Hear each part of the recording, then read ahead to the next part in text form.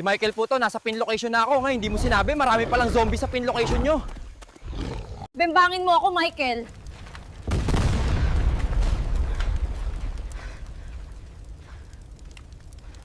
Ma'am, grabe ka naman. Bakit dito mo nilagay ang address mo? Hindi mo man lang sinabi sa akin na marami palang zombies dito. Hi ma'am, si Michael po. Ito ang yung Malalamove delivery po. Dito po ako tinuro ni Waze. Tulong, tulong.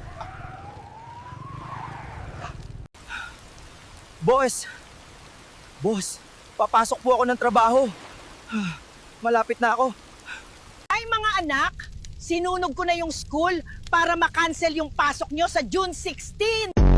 Dok, paano ko po matatalo sakit ko sa bato? Lumuno ka ng papel. Congratulations. Ito na po yung 80,000 pesos nyo. Ha? Saan galing to?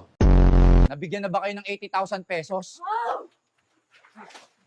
Ang bantot naman dito. Natural, malapit ilong mo sa bibig mo. Sa letrang B. Binay-B pero binitawan din sa huli. Ano pong ipapadala? Kabaong po. Kamusta ang construction? Matagal pa ba matapos? Yes, boss. Mga 300 years pa siguro aabutin. Tips para yumaman ba ka mo? Pag sobrang tagal walang paramdam tapos nangamusta, block mo na.